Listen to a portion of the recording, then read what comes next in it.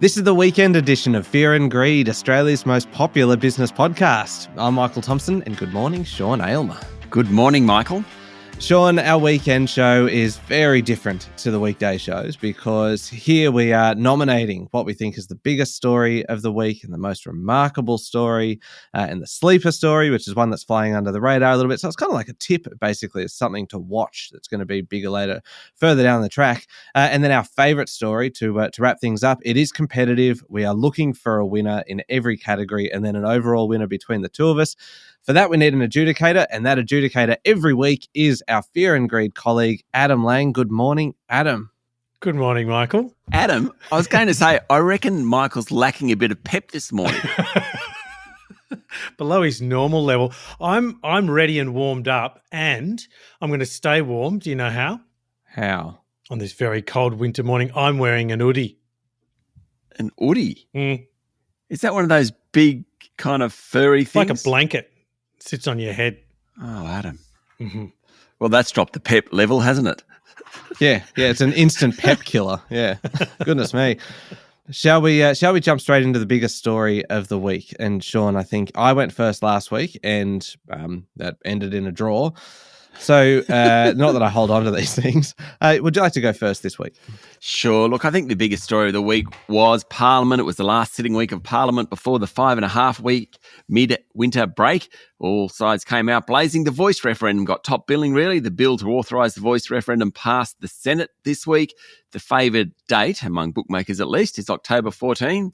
Prime Minister Anthony Albanese said he wants a respectful and fact-based debate, and it will be a moment of national unity and a chance to make the nation even greater. Very noble, for about 30 seconds. And then, basically, it was on. Opposition leader Peter Dutton said the referendum was a con job and called on Albanese to cancel it, given it won't pass, and what it would do is divide the nation. Some of the opposition's attacks on the voice referendum have been very effective, none more so, I think, than whether the voice will have a say on when Australia Day is. That certainly got cut through. There've also been some pretty scatty ideas, such as the inference that the voice will have a say on interest rates. Who knows where that one came from. They've been effective, though. Polls say the referendum is unlikely to pass. Now, the other bit of meaty debate around this week in terms of government was the $10 billion housing support package, which the Greens refused to support. Albanese said they're playing student politics. He then talked about using it as the first half of a double dissolution. Theoretically, we could actually have an election in October this year. Oof. Let's hope not. A few other little things. Well, not little things. They're all big things. Katie Gallagher remains under attack over what she knew about the alleged rape of Brittany Higgins and what she told Parliament. I don't know what to say about this case. It's just a shame. This is a very sad case, and it's really being used for political purposes. A shame. Treasurer Jim Chalmers couldn't stop talking about how well the economy's going. Independent members were pushing their burrows, including a plan to stop junk food advertising on TV and radio between 6 a.m. and 9:30 p.m. There was pressure on former Liberal, now Independent Senator David Vann to leave Parliament after allegations of inappropriate conduct. Albanese said his government's in the process of improving workplace conduct standards in Parliament House. Plenty going on. Last week before the big break, easily the biggest story of the week.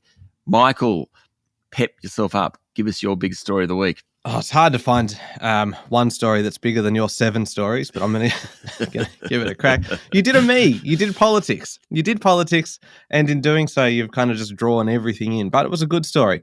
I think the biggest story this week, it's a bit tricky, this is because it's not actually a business story. So I'm just going to mention it, and then I do have a business story that I want to raise.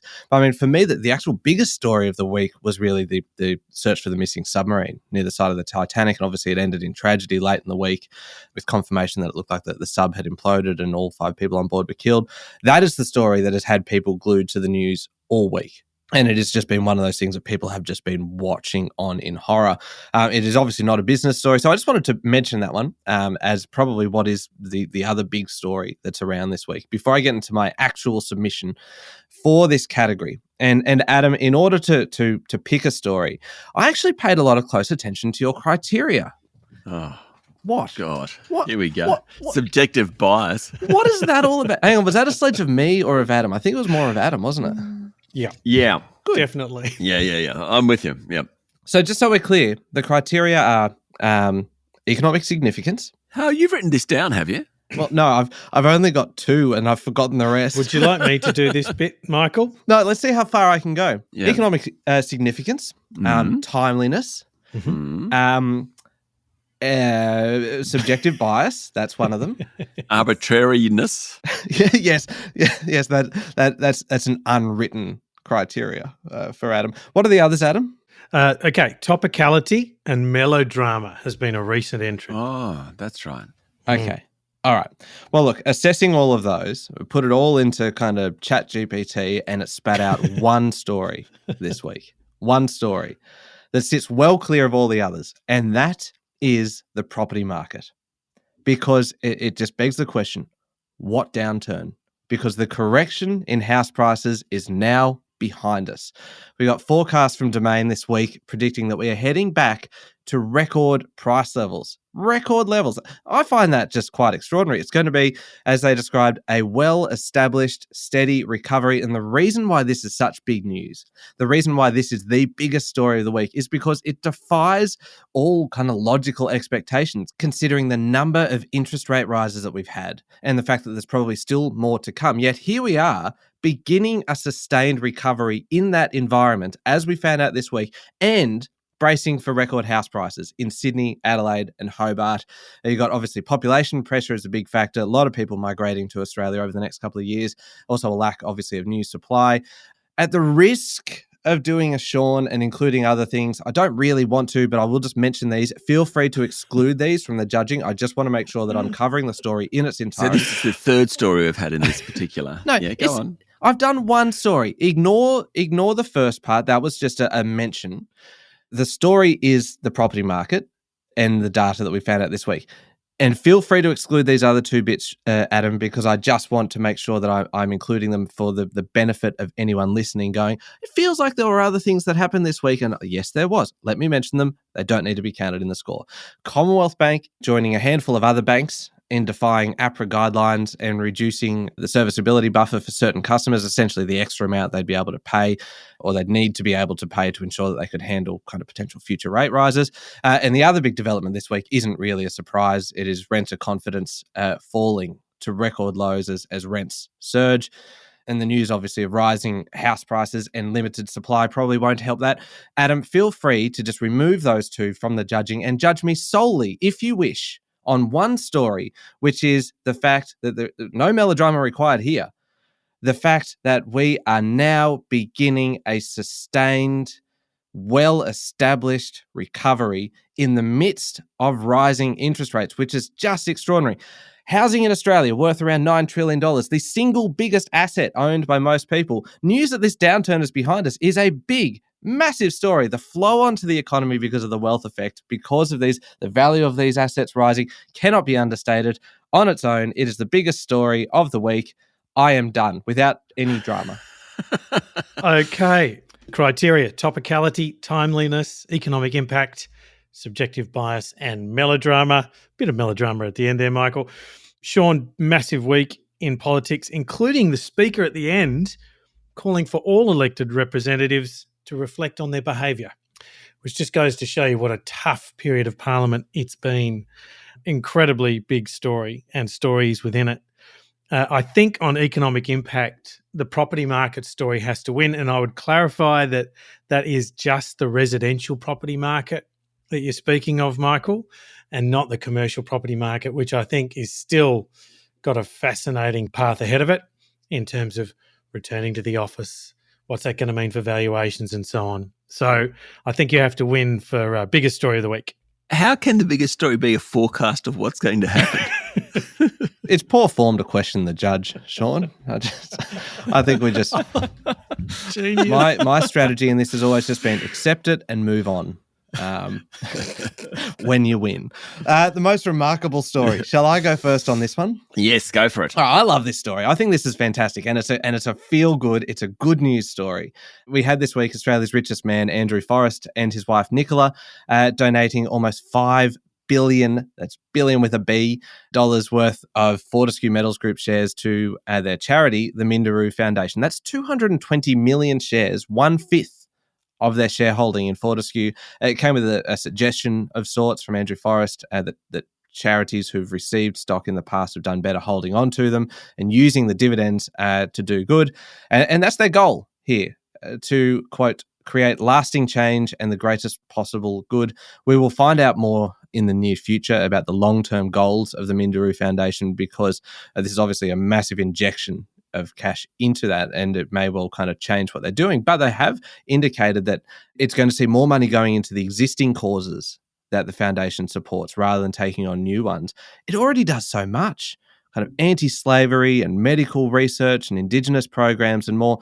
The thing as well that I love about this story is what it might mean for philanthropy in this country, because we've spoken about this before, and we spoke to Daniel Petrie, venture capitalist, philanthropist, about this on the show a little while ago. The US has a culture of philanthropy that we just don't have in this country, and a $5 billion donation may just put a little bit of pressure on other kind of hyper wealthy Australians to follow suit, just as Bill and Melinda Gates and Warren Buffett did in the US with their giving pledge. But anyway, $5 billion in Fortescue shares is a truly remarkable thing and can make a heck of a difference. And I just think it's nice to have a good news story for once in this category, rather than kind of all the bad news and all the misery that's around.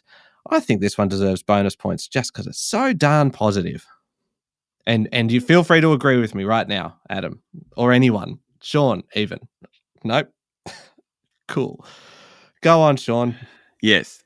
Great story, bugger all economic impact. That's what I just say. So let's come into my most remarkable story. This week, Adam, are you laughing?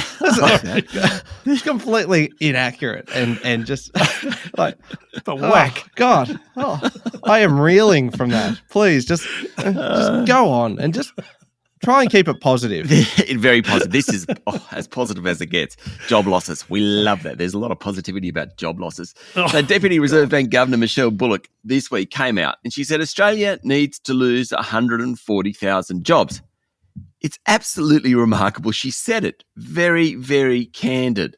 Now, the problem with having an extra 1.1 million new jobs created since late 2021 and an unemployment rate of 3.6% is that when an employer wants to find a new staff member, they have to pay more, or when workers are negotiating with bosses, they're in a strong position to demand higher wages. That feeds through to inflation. If inflation keeps rising, the Reserve Bank will keep lifting interest rates.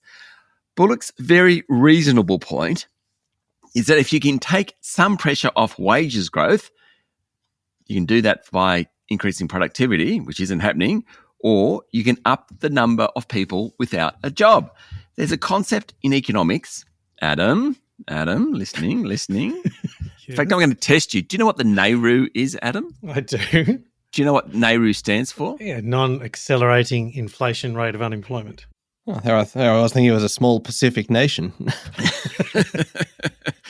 It's basically the lowest level unemployment that doesn't push up wages too much. And Bullock has come out and said it's probably around 4.5%, not around 3.5%. Therefore, we've got to get rid of a bunch of jobs. Now, the unions hated it, but it's true. And she said it out loud. That is pretty remarkable. And it's actually a very candid view on what has to happen to the economy. Hence, my most remarkable story with economic impact. Adam. This show's become very personal. Including a little test on the NAIRU as well. No. I thought sort of involvement with the judge would help. Particularly if I gave him something he could do. It was a gimme. I think tone matters as well. It feels like you're putting him. You know what, Adam? I'm with you on this. I don't know what I'm with you on, but I just want you to know you've got my support.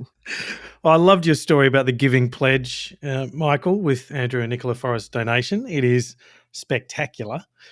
I think, though, on this one for remarkable, Sean has to win. 140,000 jobs being lost or gained to unemployment is a bigger story. And, you know, if you project ahead going, here's your choices, Australia, you can either get more productive or we can lose a whole lot of jobs. I think it was just such an excellent point to make about the choices we have in front of us. So I think that is the story with the greatest economic impact. I just would like to make a couple of points on this. Firstly, Adam, thank you for the win, but you heartless, unthoughtful. I mean, what about those poor people that need the money, hey? Well, what about 140,000 jobs? Yeah, good point. Okay, fair enough. Second point. Don't you love the story this week about who's going to be the next Reserve Bank governor? It seems like Phil Lowe Yes. isn't going to be the next Reserve Bank governor. Michelle Bullock is obviously candidate. Yeah. The one everyone's talking about is Jenny Wilkinson, who runs Department of Finance. She, of course, used to work at the Reserve Bank, very capable. It's not clear that she actually wants a job. The other person that people are really talking about is David Gruen, head of the Bureau of Statistics, who is Jenny Wilkinson's husband. So can you imagine if Rock, paper, scissors? let's say Jenny Wilkinson gets offered the job. She comes home, hey, honey, I've been offered a job at the Reserve Bank as governor. I don't think I'm going to take it. David Gruen, the husband's like, yeah, I wouldn't take that. I don't think you should either, darling. No, absolutely not. We love Canberra, living here. He comes back the next night. Hey, Jen, we're going to have to live apart for a little while because I'm taking the job. How much fun would that be? He may be living apart for a long time if he takes that approach. Anyway. All right. It is 1-1. Let's take a very quick break. We will come back in a second and find a sleeper story of the week.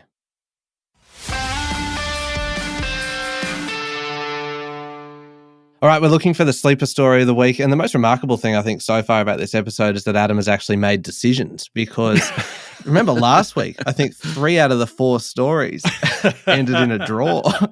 I was vexed. Yes, indeed. But, I mean, clearly today there are some very defined winners and we're about to find another very clear defined winner when I give my sleeper story. But Sean, you do yours first. You can be my warm-up. I've got a quick one. The number of retailers saying they're struggling because shoppers simply aren't buying anywhere near as much as they were earlier in the year is really remarkable. It's a sleeper in the sense that it's showing the Reserve Bank what interest rates are doing, yet the Reserve Bank keeps lifting them. So this week we had Best and Less saying that it was struggling.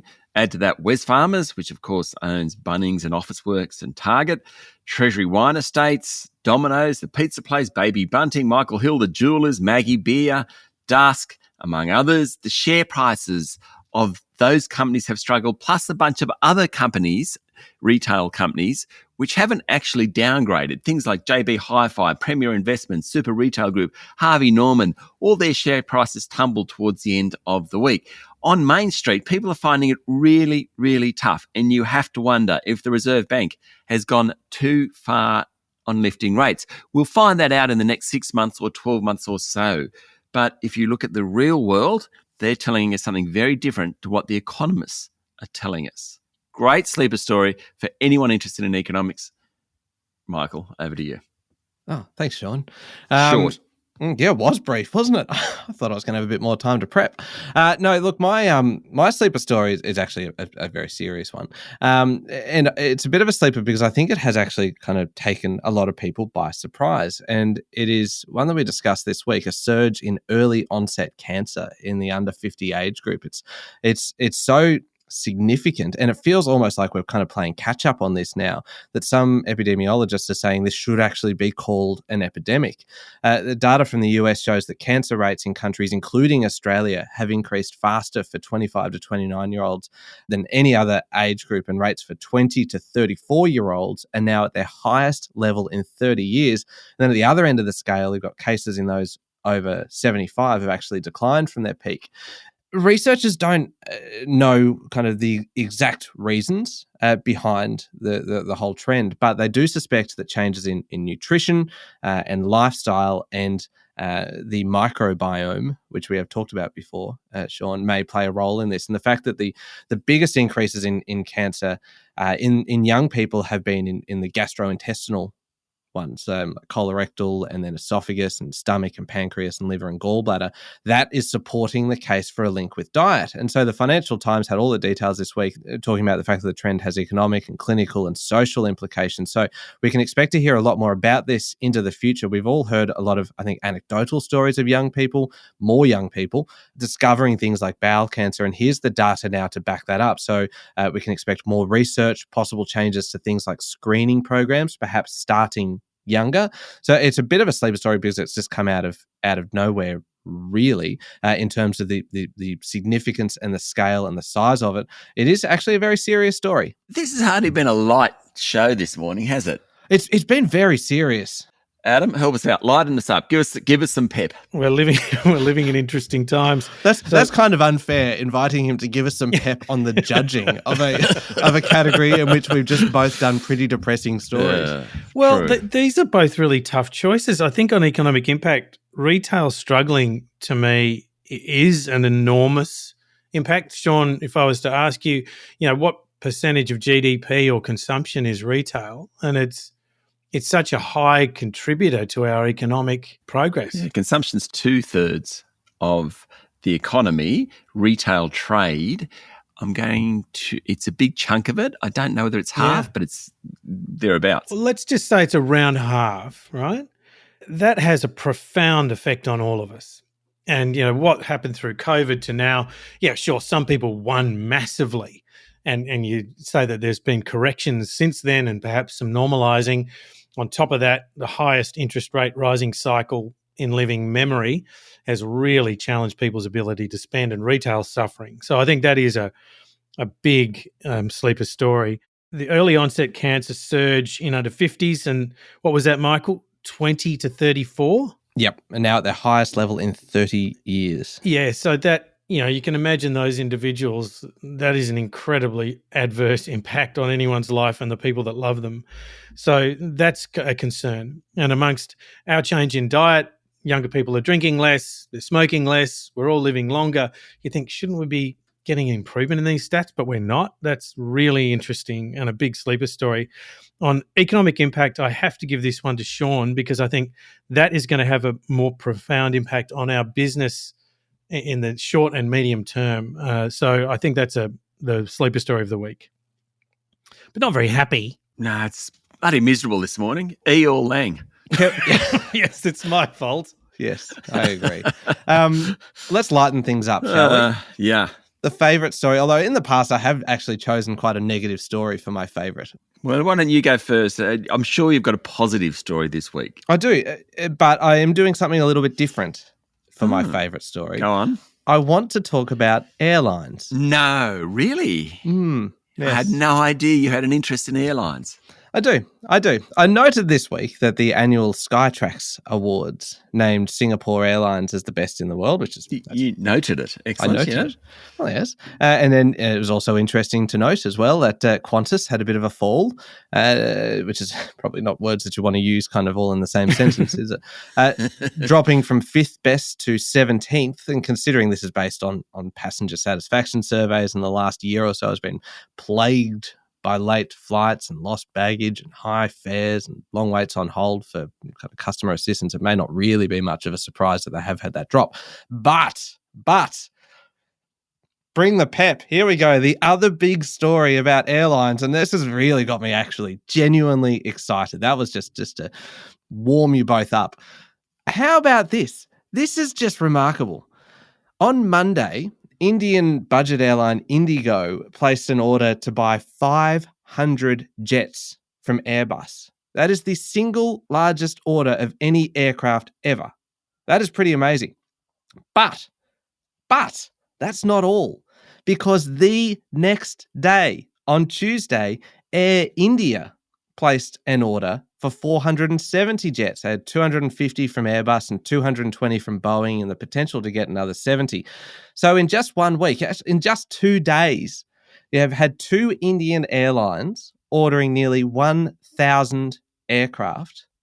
I mean, you have to go back to kind of, I think it's 2011 to find kind of anyone placing orders anywhere near that size. And now we've had the 2 biggest orders in just 2 days. We talk about the significance of Chinese travelers moving around and what that tells us about spending and tourism. But what about India? Because this is such a big population, and clearly it's one on the move, because this is a huge expansion by these airlines to help grow their networks. The scale of these deals is just phenomenal. What a week for plane stories. What a week for future kind of tourism. Imagine how many of those planes might be coming to Australia and the benefit, the flow-on effects to all local businesses. I could just go on, but I'm not going to, because I want to hear what Sean has. Well, my favourite story was the creative thinking from Indonesia's President Joko Widodo. He's found a fairly novel way to get people spending more money, i.e. to help the economy, create a 5-day weekend. In a bid to boost travel and consumption, Widodo declared June 28 and June 30 as holidays. June 29 is also a holiday. Basically, everyone gets a 5-day weekend. Genius. Absolute genius. The leave days apply to all civil servants, but in Indonesia, other companies tend to follow. The share market will be closed as well. He's been creative before, Widodo. Not long after the government lifted all virus curbs, he ordered local authorities to approve and encourage permits for concerts and sports events. During the pandemic, he told Indonesians that they needed to shop online. He's now created a 5-day weekend. Who doesn't love that? Adam, over to you. Okay, I do love that. It's very novel, Yoko Widodo and the 5-day weekend. Wouldn't that be a good name for a band? Yoko Widodo and the 5-day weekend. That's very good. So I do love that story. It's probably a bit novel, and I don't know how businesses felt about it, getting the late warning. They wouldn't be happy. In terms of the story out of India, Indigo and Air India, I think that's magnificent. We know that we're all chasing cheaper travel, right? So Sean, you, Michael and I, we all united in that. We've had to pay quite a lot recently. We are united in nothing, Adam. The three of us. Certainly not publicly, anyway. So, yeah, forgive me for bringing you into that team. I think this order and India's progressive growth as an economy and its progressive growth in influence around the world. We've seen Modi travelling and advocating India around the world a lot more. And the fact that we've got these two airlines going to be much more significant players, I think that's a terrific story and may even have benefit for us all. So, Michael, you win for favourite story of the week. Okay, I'm begrudgingly accepting that. I don't accept the first one, the one that I can't remember, the politics one and Michael's stupid one. But yes, I got it. Versus property. Yeah, Parliament, totally. No, I think India's stuff is really fascinating. Yeah. Well, you know what else is fascinating? That it is now 2-2. So it's going to come down to the individual scores for each round. Yes, it is. Okay. Oh, I've never been so excited about a result. Like, this feels like it could genuinely go my way. And I've double checked my maths on this. Oh, God. I know it's only arithmetic, but I've had to double check it. It's Sean, 89 points. Michael, 91 points. Is that tears? I think so. It's the intake of breath. He's speechless. This is a special day for me, for my family.